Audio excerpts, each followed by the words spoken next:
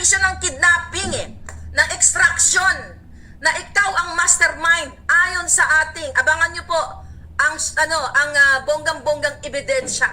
Abangan nyo yan. Doon dudurug-durugin ka namin lalo, Lisa. Hindi nyo pa ito naririnig sa ang mainstream media. Yung pagkatuwang ni Lisa sa extraction ng mga bata sa Turkey para kampihan ang kanyang kaibigan na si Chua. Again, sa papasok lang, nagkaroon ng dispute ang mag-asawang negosyante si Chua at ang kanyang asawa. Nagsumbong kay Lisa. Baka pwedeng gamitin ang kanyang kapangyarihan, ang kanyang koneksyon kasi during that time hindi pa siya First Lady Ahas, Pebrero pa lang. Tinawagan ni Lisa Smugs o pinakiusapan ang asawa ni Teddy Boy Locsin Jr. na si Louie. Ay, Louie, ganun-ganun pang bigaon. Para tulungan na magpasipika ng mga dokumento para mai-extract ang mga bata sa Turkey. Kaya kahit anong gawing project ng buwakan ng inang Lisang itong hayop na babaeng ito, hindi nyo dapat pinapaniwalaan at alam ko hindi kayo naniniwala. Dahil itong babaeng ito ay pinuno ng mafia, ng sindikato ng lahat ng kabalbalan sa Pilipinas. Kaya naman gusto akong ipagurgur niyang hayop na yan. Na-report na natin yan. Nasa diary na natin yung hayop na yan. Akala ninyo? Akala ninyo kayo lang ang marunong mag-report. Mga hayop kayo. Yang babaeng yan ang punot dulo sa ikaw, Senator Amy, kailan mong salaksakin ang kipaylabom ng iyong sister-in-law. Enough for this. Imbestiga. Aksyon ang kailangan ng Pilipino. Ang galing nyo dyan.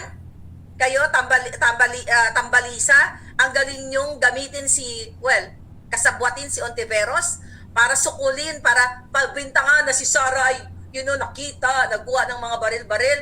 Pero kitang-kita na ng mata, yan, nililisik ng mata ko, kitang-kita na ng mata ng lahat ng Pilipino ang pambababoy ni Robles at ni Lisa Smugs, ni Lisa Ahas sa PCSO. Nga pa rin kayo, tahimik ka rin kayo, gusto nyong pagtakpan.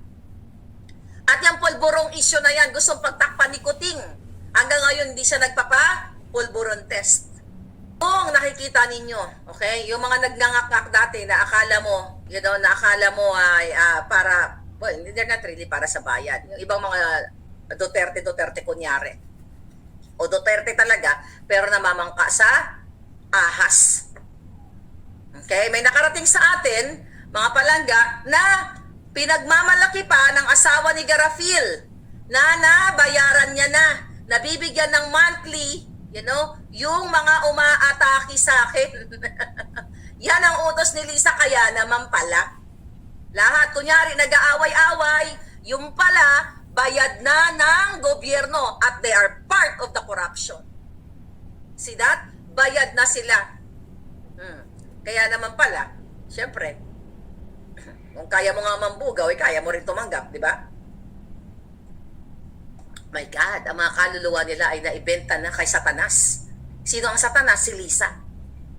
Kung ang tao ay kayang ipahamak ang mga kababaihan, ibugaw sa mga kalalakihan, kayang tumanggap ng easy money galing kay Eric. Okay? Galing sa pera ng bayan. Di ba? Sa utos ng gobyernong ito. Gobyernong sindikato. Kaya magtataka kayo, bakit puro maharlika ang topic nila? That's the marching order ng PCO, Presidential Communications Office. Diba? Kung kaya nilang mangbugaw ng kababaihan, kaya nilang lumamo ng pera ng bayan, even before and now, kaya talagang magbabayad. Yan po A1 information. But we're not gonna highlight them. Basta sinasabi ko lang sa inyo, hindi tayo tutigil. Kasi pansinin nyo, kung ikaw ay para sa Pilipino, para sa kalwanan ng bayan na gusto mo magbago, tututo ka sa issue. Ano yung issue? Itong kaputahan ni Lisa. Itong kadyutahan ni Kuting. Diba? Hindi ka tututok sa isang taong nilalabanan ang mapang-aping gobyerno. Hindi ka tututok kay Maharlika at gagawa ka ng kwento na ganito, na ganyan. Diba? Gumawa kayo lahat ng kwento. Come on, bring it on. Pinagkakaperahan niyo ako? Tangina, sinasabi ko lang sa inyo mga palangga, sila ay parte ng pagnanakaw ng kabanang bayan, pero hindi tayo tututok sa kanila, tututok tayo kay Lisa dahil bilyon ang binanakaw ng mga hayop na ito. Itong mga dugyots na bayaran, na binabayaran ni Garapil, at hawak kong ebidensya niya ni Kalbo. Ikaw, Kalbo. Isa pang Kalbo, marami silang Kalbo. Ha? Yung si Kalbo, si Rocky, ay ang hayop na yan. Bawat nilalamon ay galing sa pera ninyo. Kaya, you have to be smart. Sino ba ang kalaban dito? Si Maharlika? O ang mga hayop na nagnanakaw ng kabanang bayan? Nag-aaway-away pa sila. Tapos yung iba, kunyari, nakikisakay sa mga eksena, kunyari galit-galitan, di ba? Pero ang totoo, bayaran ng mga hinayupa. Okay? Takot sila. Di ba sinabi ko sa inyo, November pa lang? Alala nyo to. Gagawin ni Lisa at ng PCO, Presidential Communications, na kakausapin ang mga nagkikriticize sa kanila, vlogger, mainstream media o lahat. Kakausapin, remember that vlog?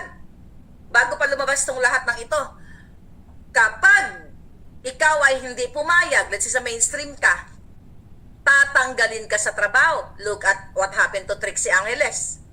Diba? Tinanggal sa trabaho. I think lumalaban si Attorney Trixie, and that's good thing. Diba? At least nakikita natin na hindi siya suhulan ni Lisa Smugs kasi nilalabanan niya na itong buwisit na gobyernong sindikato. You know what I mean? Tignan niyo yung iba, naglalaro sila. Kasi ayaw nilang ipahalata sa mga viewers nila, mga palangga, na they are bayad. Bayad ang mga hayop na ito. Ngayon, kunyari, minsan, Duterte tayo, ganito. Pero ang totoo, nilalamon nila ang para sana sa inyo. At yan ang target ni Lisa na bayaran ang mga vloggers na nagkikriticize sa kanila. Pag hindi binabayaran, pwedeng gurgurin, pwedeng tanggalan ng trabaho. Ngayon, ibig sabihin, sabi ko nung una, parang naintindihan ko, kawawa naman, hindi. Mga walang paninindigan. Walang paninindigan, ngunit para lamang sila sa bayad. Monthly daw sabi ng aking A1. Monthly ang putang ina, ang yabang mo. Ang yabang-yabang nyo. My God, ang nilalamon nyo ay galing sa kabanang bayan. Sa bawat pagbabayad ninyo sa gobyerno. Pinapatay ninyo ang kinabukasan ng mga Pilipino. Mga hayop, di ba? Sabi ko, once a bugaw, always a bugaw. Once a bayaran, always a bayaran. Parang once smugs, always a smugs. Okay. Hindi kinaya ang death threat. Putangin ang death threat na yan.